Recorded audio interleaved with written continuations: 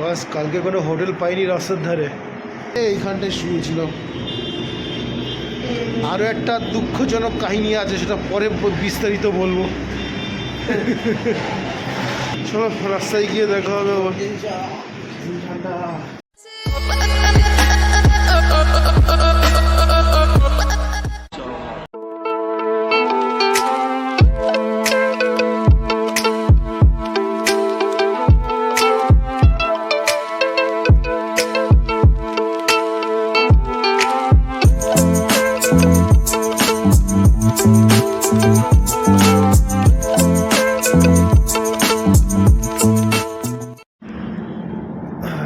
Hello guys, তো পরের দিনে আমাদের এটা শুভ সকাল। আমরা মোটামুটি ইউপি বর্ডারে ঢুকে গেছি। তার আগে একটুখানি কষ্ট হয়েছে, বাইকে তেল ছিল না বেরোনোর সময় বললাম। তো এইখান থেকে আস্তে আস্তে 3টে পেট্রোল পাম্পে ঢুকেছি, বলছে তেল নেই তেল নেই তেল নেই, আগে যাও আগে যাও। অনেকটা কষ্ট করে এসে তারপরে তেল পেয়েছি। ডিজেল পেট্রোল অনেক কষ্ট করে এসে পেয়েছি, নাহলে শুধু ডিজেল ডিজেল। এটা আমরা ইউপিতে করা আগে। আমার ইউপি বর্ডারে ঢুকে এসে পেট্রোল ভরলাম, বাইকটার ধরে প্রাণ এলো। আমাদের সকালটা শুরু করতে হলে প্রথমে আগে প্রাকৃতিক কাজ সারতে হবে। প্রাকৃতিক কাজ না সেরে তো হবে না। একটা ভালো জায়গা তবে সকালবেলা প্রচণ্ড ঠান্ডা ছিল, প্রচণ্ড। আমরা এখন এই মেন রোডে দাঁড়িয়ে আছি, একটু স্মোকিং করছে, চোখ লাল, রাত্রে ঘুম হয়নি। ভাই এখান থেকে আমাদের এটা কত? 172, হ্যাঁ 160 কিলোমিটার সঙ্গম ঘাট। 160 কিলোমিটার বাকি আছে। এখানে সবাই এসে একটু দাঁড়াচ্ছে।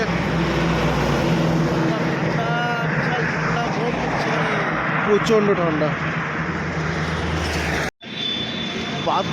বাধ্য হয়ে দুধ চা খাচ্ছি। এই আমাকে বললো দুধ চাটা খাও ভালো। আমি তো জানি কতটা ভালো হবে, তোমরা সবাই সাক্ষী, ঠিক আছে? দুধ চা খেয়ে যদি আমার গ্যাস হয়, ও কোল্ড ড্রিঙ্কসের খরচ দেবে, ও বলেছে সেটা।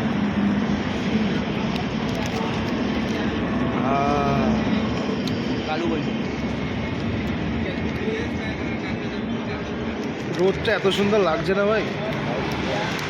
এটা ভিটামিন ডি আছে, এটাকে হজম করে গ্যাস হয়। ব্রেকের জন্য দাঁড়ালাম, এখন আবার যাবো। মালটা পেছনে বসে ঘুমাচ্ছে, ঠোকা মারছে। হেলমেটে বাইক আছে, ধূপ ধূপ ধূপ করে মাথার ভেতরে আওয়াজ হচ্ছে। 3 দিন ঘুমাইনি, এটা ভাবতে লাগবে। আরও 2 দিন ঘুমাবো না রে। কালকে রাতে ঘুমাই, কালকে রাতে দিতে আমার জায়গাতে ভাড়া দিতে বলেছে, ও মাল উল্টে ঘুম পড়ছে। কাল রাত যা পে ठहरे थे না, বাইরে বাইক পাইক, তারপরে একটা দোকানের নিচে, শেডের নিচে বাইক আমি লক করে রেখেছি। তারপরে আমরা ওই যে তিরপলটা নিয়ে এসেছি, তিরপলটার মধ্যে আমাদের কম্বল আর বিছানা চাদর আছে, ওটা বিছিয়ে শুয়ে পড়েছি। আমি জানি এরকম একটা ক্রাইটেরিয়ার মধ্যে আমাদের পড়তে হবে, যে কোথাও হোটেল পাবো না। আমাদের গাছতলায় নয়, মন্দিরে নয়, দোকানে নয়, আশ্রমে, যে কোনো জায়গায় আমাদের থাকতে হবে। তার হোটেলে গিয়ে বললাম, দাদা আমাদের বারান্দায় শুতে দাও। আমরা বারান্দায় জায়গা नहीं जगह भाई, नहीं जगह वो वहाँ पे क्या सो सकता है आप लोग? अरे आपको कोई टेंशन लेने का जरूरत नहीं, हम सो जाएंगे। बेटा তারপরে গিয়ে ওই দোকানে চলে শুলাম। ওকে বললাম তুই 1 ঘন্টা রেস্ট নিবি, আমি পাহারা দিচ্ছি। আমি বসে বসে ঝিমিয়েছি, কিন্তু আবার উঠেছি। যেই গাড়ি এসে হর্ন মেরেছে, ধূপধাপ করে ঘুম ভেঙে গেছে। একদম এই রোড সাইডেই দোকান। তারপর ওকে আবার 4টের সময় 4:20 তুলে দিয়েছি। আমি তো শুয়েছি, আমি তো একটু চোখ লেগেছে, ও আমার সাইডে কাঁধ হয়ে শুয়ে পড়েছে।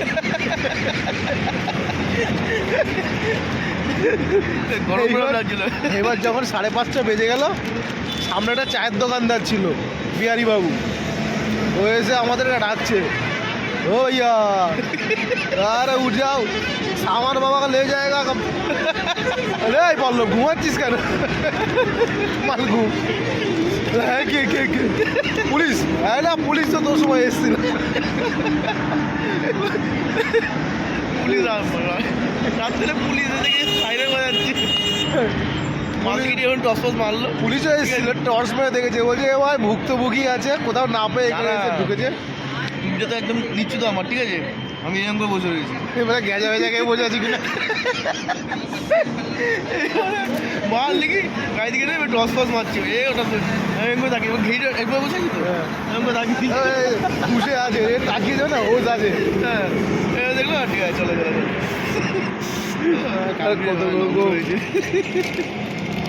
আরেকটা কি হয়েছে সব থেকে দুঃখজনক কথা আমাদের মাসৌলি থেকে বিহারের মাসৌলি থেকে যখন বেরোচ্ছি তখন প্রচণ্ড চাপ প্রায় 2 কিলোমিটার ধরে গাড়ি আটকে আছে এবার রাস্তা এই যে রাস্তা দেখছো না এতটা উঁচু এখান থেকে প্রায় 10 ফিট নিচু এখানে তাও ঢালু আছে ওখানে ঢালুই নেই একদম খাড়া রাস্তা পাশে এরকম ব্যারিকেড দেওয়া আছে সিমেন্টের কংক্রিটের ব্যারিকেড দেওয়া আছে এবার মেন রাস্তায় বড় বড় এত গাড়ি আছে সেগুলোতে যেতেই পারছে না আমরা সব বাদিক দিয়ে বাইক নিয়ে যাচ্ছি এবার একটা 4 চাকা কী করলো সাইড থেকে ও কাটিং করে বেরোবে বাইকের জায়গা দিয়ে যদি গাড়ি বেরোতে চায় তাহলে তো সমস্যা হয়ে যাবে আমরাও পেছন থেকে আসছি আর ও এদিক থেকে গিয়ে হুইজ করে বেরিয়ে গেছে আর ঠুকে দিয়েছে আমরা দুজন বাইক নিয়ে একদম পড়ে গেলাম আমার পায়ে লেগেছে মানে এখানে এসে মেরেছে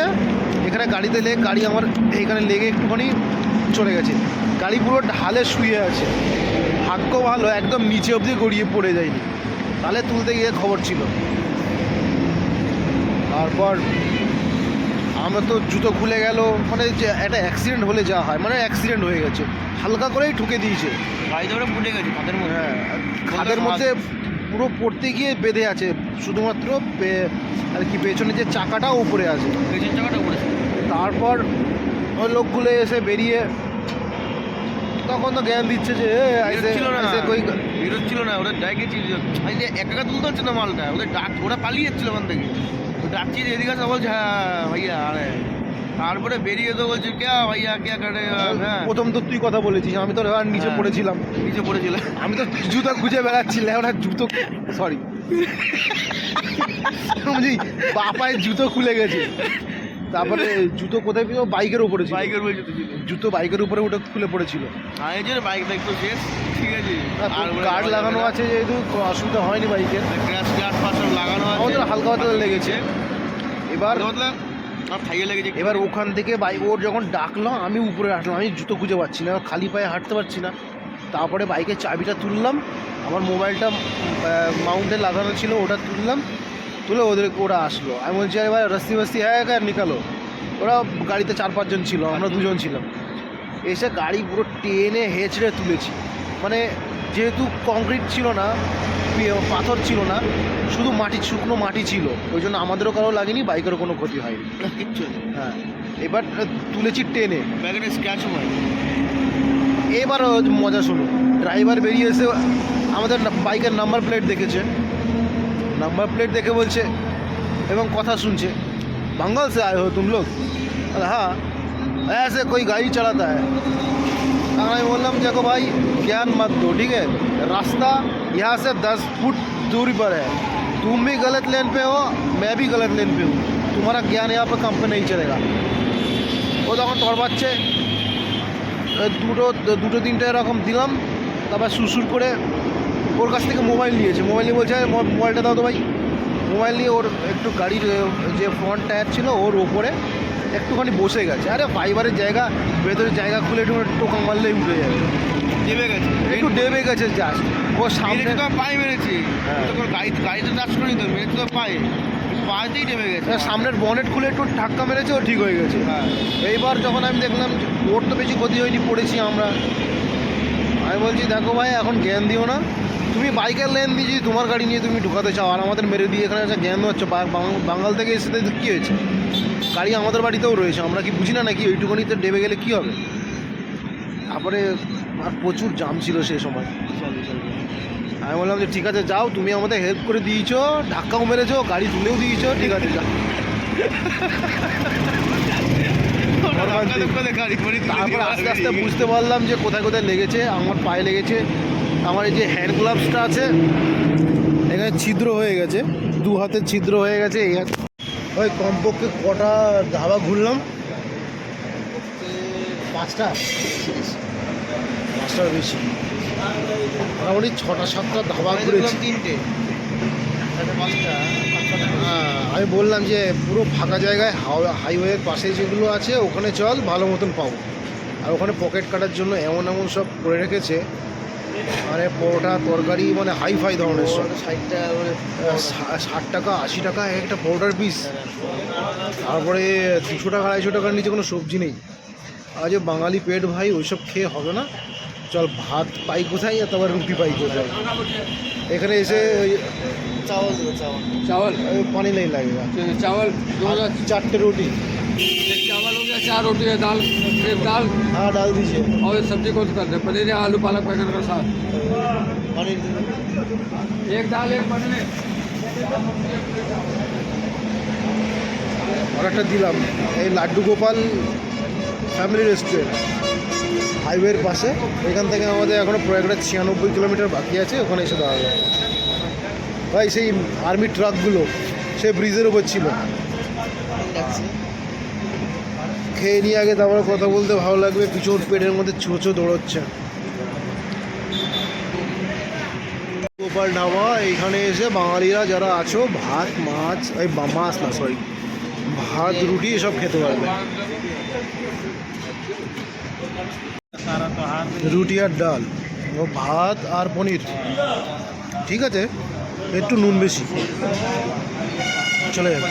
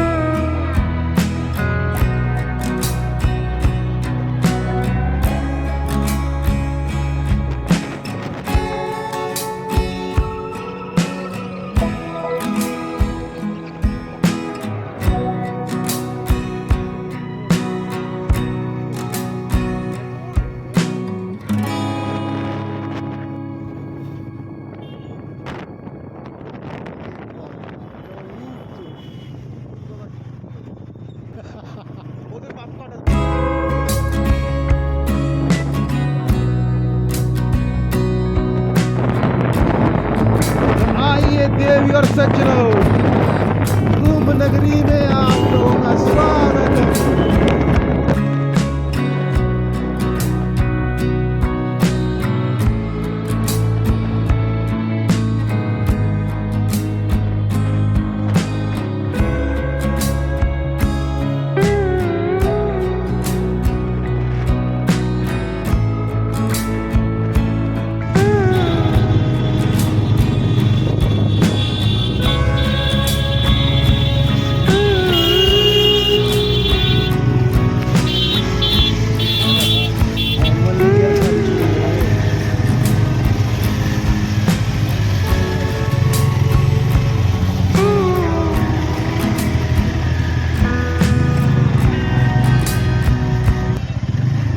बाइक নিয়ে যতটা পরিমাণে কষ্ট করে যেতে হবে, তাই না? अभी जाइए अंदर। কষ্ট বেশি তো করা লাগবে না।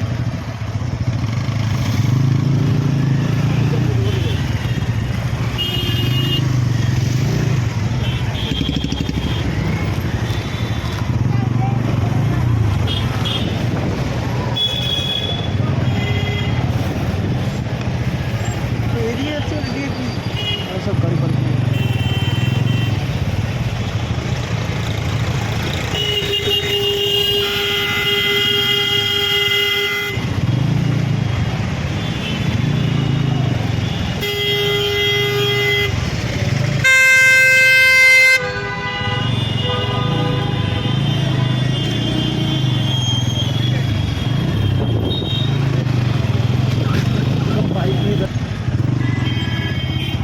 সব বাইক নিয়ে দাঁড়িয়ে আছে, এরা সবাই পৌঁছে দেবে তাই যারা গাড়ি দেখে এখানে যেতে পারছে না।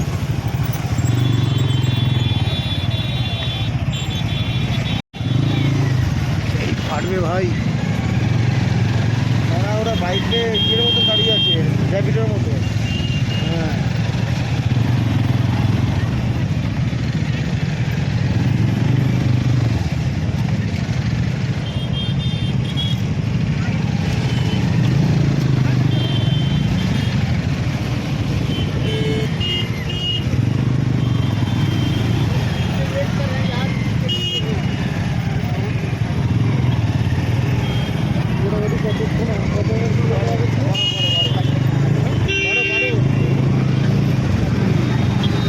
মোটামুটি 12 কিলোমিটার আগের থেকে এরকম অবস্থা। সবাই যাবে, সবাই আস্তে আস্তে যাবে, সবাই স্নান করবে। যারা সারা বছর ধরে স্নান না করে তারাও স্নান করবে। আমরা দুদিন ধরে স্নান করি না, আমরাও করবো। আজকে এমন চান করা করবো, কালকে মানে পরশু দিন, তারপরে আরও দুদিন আরও না করে থাকবো।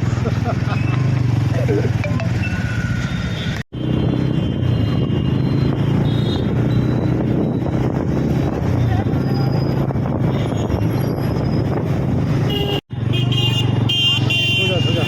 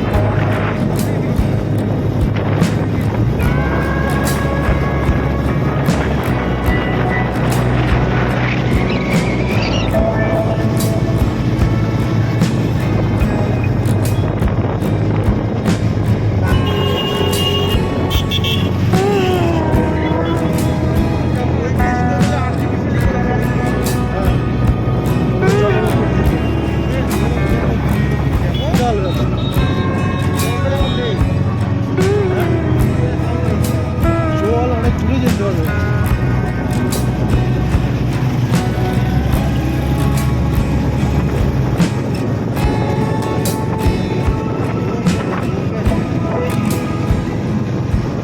সঙ্গম ঘাটটা ওইদিকে, ওইদিকে।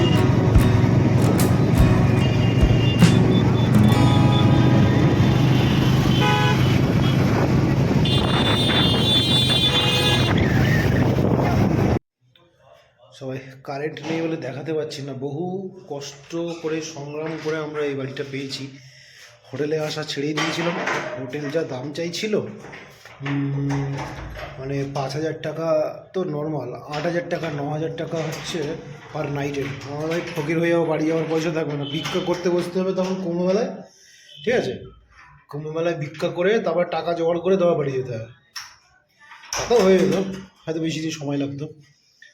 তো কাকার মানে এইখানকার যাদের বাড়িতে এসি, এই কাকার 3তলা বাড়ি, হ্যাঁ এই কাকার 3তলা বাড়ি, একটা কোনায় জায়গা, আমি যে আমাদের একটা কোনায় জায়গা দিয়ে দিন তাহলেই হবে। বহু কষ্টে এই যা করেছি। এখানে পার নাইট আমাদের নিচ্ছে হচ্ছে 3,000 টাকা করে, না 2,000 টাকা করে বলেছিল। মানুষ ভালো আছে, ঠিকঠাক করে বুঝিয়ে নিয়েছি। চলো দেখাচ্ছি এই ঘরটা দেখা তাহলে তো বুঝতে হবে। হ্যাঁ এই ঘরটা দেখালেও বুঝতে পারবো। আমাদের এখন লোডশেডিং হয়ে গেছে, বড় জানালা আছে, আর এখানে কিছু র্যাগ আছে, হয়তো কোনো কাজে লেগেছিল কোনো সময়। গদি আছে, কম্বল আছে, আর এখানে আমরা যখন এসেছি তখন একটা কাপল ছিল এখানে, কাপেল কোথায়? ফ্যামিলি মানে ফ্যামিলি ছিল, সরি। আর এইখানে এই বাথরুম আছে, বাথরুমটা ভালো। কারেন্ট বলে দেখাতে পারছি না, এখানে স্নান করে নিয়েছি একদম। তারপরে এখন নিচে যাবো। এই ভাই এখানে উপরে 3তলা উপরে আরও 2টো রুম আছে। চলো চলো, এখন আমরা যাব, খেতে যাব। স্নান করেছি, খেতে এসে একটু ঘুম দেবো, প্রচুর কষ্ট হয়ে গেছে। আর আমরা এমন জায়গায় বাড়িটা নিয়েছি তো বুঝতে পারবো না। কারেন্ট চলে এলো, কারেন্ট এসছে? আমরা নিচে নেমেছি আর কারেন্ট চলে এসছে নাকি?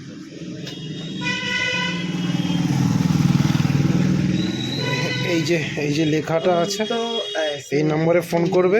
এটা হচ্ছে, চলো দেখাবো, আমরা আছি কুম্ভ মেলার যে আর কি প্রধান ঢোকার সড়ক, তার অপোজিটে, তার ঠিক অপোজিটে অনেকগুলো হোটেল আছে, একটা স্কুল আছে, স্কুলের গলিতে। কুম্ভ মেলায় ঢোকার একদম যে মেন গলিটা, তার সামনে একটা স্কুল আছে। ভাই স্কুলটার নাম কি যেন ছিল? চলো হ্যাঁ স্কুলটা দেখাবো। ওই স্কুলের গলিটা যেখানে 2-3টে ইয়ে আছে হোটেলে ঢুকেছি। 8,000 টাকা বলছে, তাও কি অ্যাটাচ বাথরুম নেই, কমন বাথরুম ইউজ করতে হবে, তাই 8,000 টাকা পার নাইট বলছিল। তার আগেরটা আন্দাজ করে নিয়েছি 10,000 টাকা করে হয়তো বলবে। কোনো দিকে না তাকিয়ে আমি বললাম চল ভাই কারো বাড়িতে আশ্রয় খুঁজি, পয়সার বিনিময়ে। তারপর আমরা এসে এই বাড়িটা নিলাম। এই যে নাম্বারটা আছে, যদি কেউ আসবে ওখানে স্ক্রিনশট করে রেখে দেবে, কথা বলে নেবে, একটু অন্য অভিনয় করবে, ঠিক দিয়ে দেবে। এখন আমরা যাবো একটু দুপুরবেলা খেতে। প্রচণ্ড রোদ্দুর, ওই জন্য ভিজে গামছাটা নিয়েই বেরিয়ে গেছি, বেশ এসি ফিল হচ্ছে।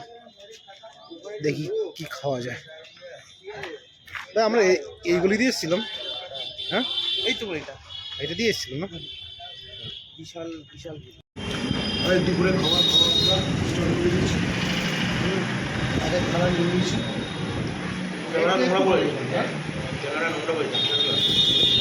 ঠিক আছে, আগে খেয়ে নিই, তারপরে পেট ভরে গিয়ে ঘুম হবে। এখন আর কোনো কথা বলতে পারছি না।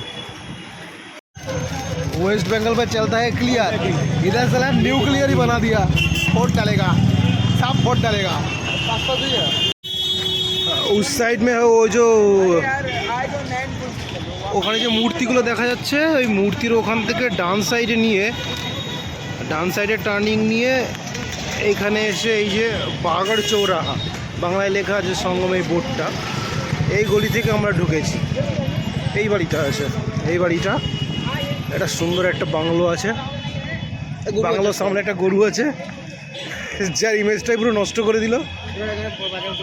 এই পায়খানা বাথরুম আছে, খুঁটি भी আছে, गाड़ देंगे।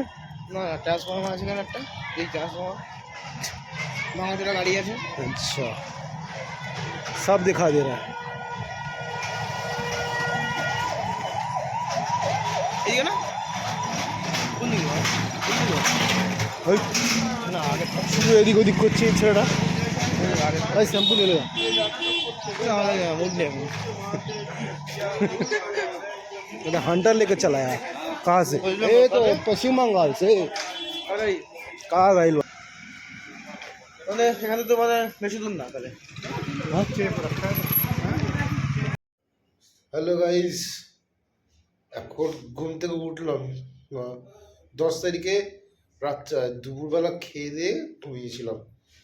দুমদাম করে আওয়াজ হচ্ছে কোথায়, ঘুম থেকে উঠে দিকে ভাই দিন হয়ে গেছে। চল বাইরে গিয়ে দেখি সব লোকজন হাঁটাহাঁটি করছে।